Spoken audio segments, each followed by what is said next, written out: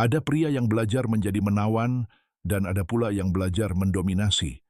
Hari ini Anda akan memahami mengapa wanita muda terobsesi dengan tipe pria ini dan bagaimana Anda dapat mengubah diri Anda menjadi seperti dia.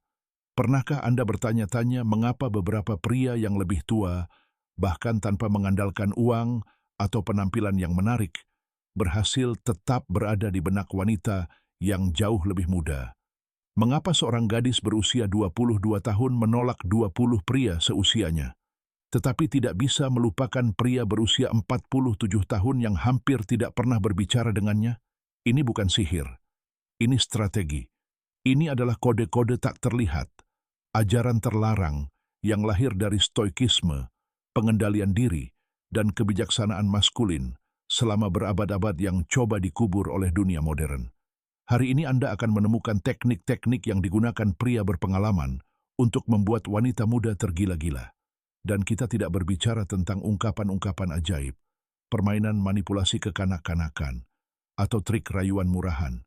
Yang akan Anda temukan di sini adalah pengetahuan leluhur, kekuatan yang hanya sedikit pria yang benar-benar memahaminya, dan bahkan lebih sedikit lagi yang berani menerapkannya.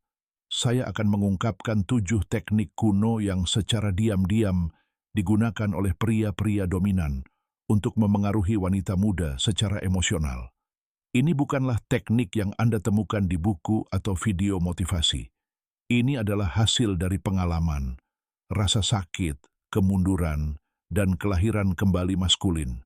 Strategi-strategi ini tidak sederhana. Ini adalah senjata psikologis yang secara langsung menargetkan alam bawah sadar wanita. Dan jika Anda menguasainya, Anda akan mampu menciptakan daya tarik yang tak terlupakan, tak tertandingi, dan tak tergoyahkan. Jadi dengarkan baik-baik, karena jika Anda tetap sampai akhir, Anda akan mempelajari 2 teknik yang paling berbahaya, nomor 2 dan nomor 1, yang paling tersembunyi, intens, dan mendalam. Teknik yang mengubah pikiran dan menembus jiwa. Teknik yang hanya sedikit orang yang berani menggunakannya, tetapi mereka yang melakukannya menjadi legenda. Persiapkan diri Anda, karena setelah ini Anda tidak akan sama lagi. Mari kita mulai. Teknik nomor 7, kehadiran yang tenang. Marcus Aurelius berkata, kekuatan seorang pria diukur dari kemampuannya untuk tidak bereaksi. Dan ini bukan hanya filosofi, ini adalah rayuan murni. Anak muda mencari pengakuan, banyak bicara, berusaha mengesankan, mencari persetujuan yang disamarkan sebagai simpati. Tetapi pria yang lebih tua yang menguasai teknik ini mengetahui sesuatu yang penting. Kehadirannya lebih berharga daripada kata-katanya. Dia tidak mencari perhatian, dia menariknya. Bagaimana dia melakukannya? Dia tidak menyela, tidak membenarkan diri, tidak membual. Dia hanya mengamati, mendengarkan, dan ketika dia memutuskan untuk berbicara, suaranya dalam, tenang, dan terencana.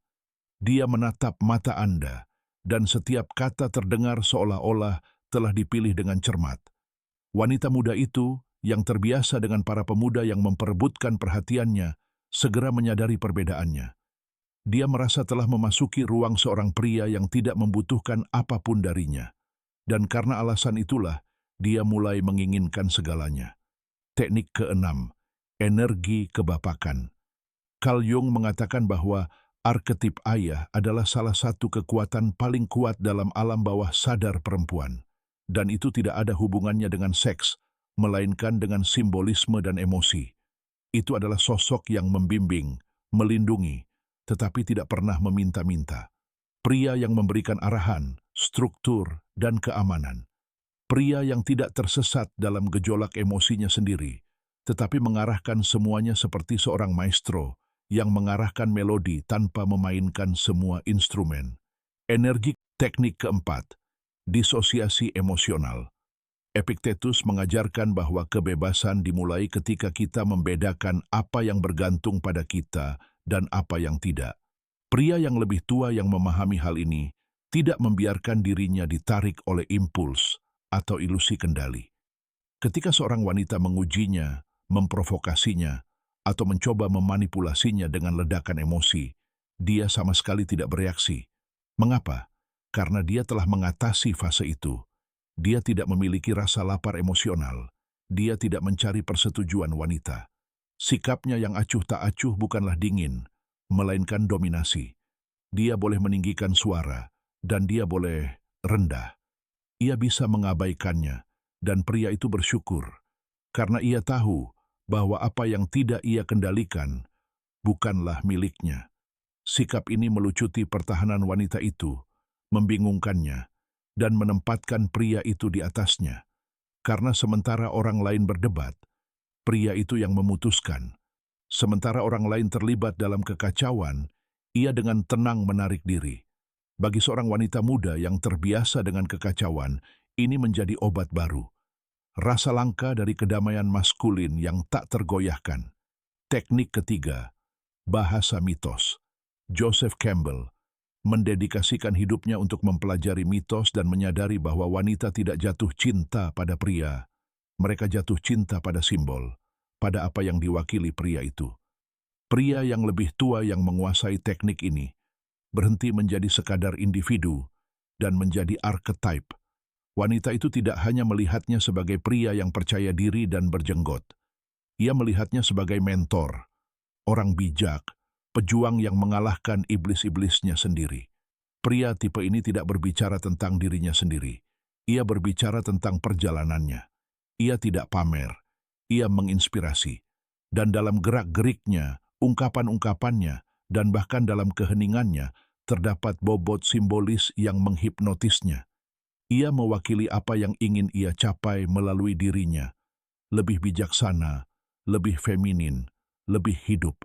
Bahasa mitos itu halus, tetapi sangat efektif. Anda tidak perlu mengatakan bahwa Anda istimewa. Ia merasakannya, membayangkannya, memproyeksikannya, dan mempercayainya. Sekarang dengarkan, karena kita akan sampai pada dua teknik yang paling ampuh. Ini bukan hanya alat, ini adalah dinamit emosional. Ini adalah senjata yang jarang digunakan, tetapi mereka yang menggunakannya meninggalkan jejak yang tak terhapuskan. Jika Anda telah sampai sejauh ini, bersiaplah. Sekarang tibalah rahasia sebenarnya. Teknik nomor 2, kekosongan yang disengaja. Lao Tzu mengajarkan bahwa rahasia Tao bukanlah mengisi, melainkan mengosongkan. Dan pria yang menguasai teknik ini menciptakan kekosongan yang begitu kuat, sehingga wanita tersebut merasa perlu untuk mengisinya. Ini bukan berpura-pura acuh tak acuh. Ini adalah kehadiran yang absen, strategi yang diam. Anda tidak selalu tersedia. Anda tidak langsung merespons. Anda tidak mengekspos kehidupan Anda sendiri untuk mencari perhatian. Anda adalah sebuah misteri. Seorang pria yang hidup tanpa memberikan penjelasan, yang menghilang tanpa memberitahu. Dan kekosongan ini bukanlah sikap dingin, melainkan seni psikologis.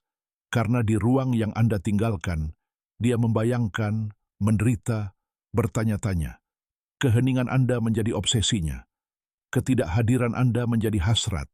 Kekosongan yang disengaja mengubah jarak menjadi daya tarik, dan keheningan menjadi kebisingan emosional. Dan ketika Anda kembali berbeda, membawa beban karena telah dirindukan, misteri pria yang tidak perlu dilihat untuk diingat. Dia pun tidak lagi sama, karena dia menginginkan Anda tanpa memiliki Anda, membayangkan Anda tanpa menyentuh Anda, dan itu meninggalkan bekas yang dalam. Pria yang menguasai kekosongan tidak menggoda, dia menjadi fata morgana, dan semakin dia mencarinya, semakin dia menginginkannya, semakin dia menjauhkan diri, semakin dia membutuhkannya. Itulah mengapa teknik ini adalah salah satu yang paling mematikan. Teknik nomor 1, otoritas vital. Dan disinilah kita sampai pada senjata pamungkas yang paling ampuh, yang benar-benar mengubah segalanya. Jika Anda tidak menggunakan teknik lain, tetapi menguasai yang satu ini, Anda sudah 90% lebih unggul. Tinggalkan pendapat Anda di kolom komentar, karena siapapun yang menguasai permainan ini juga menguasai keheningan. Dan dalam keheningan inilah kekuatan sejati lahir. Sampai jumpa di video selanjutnya.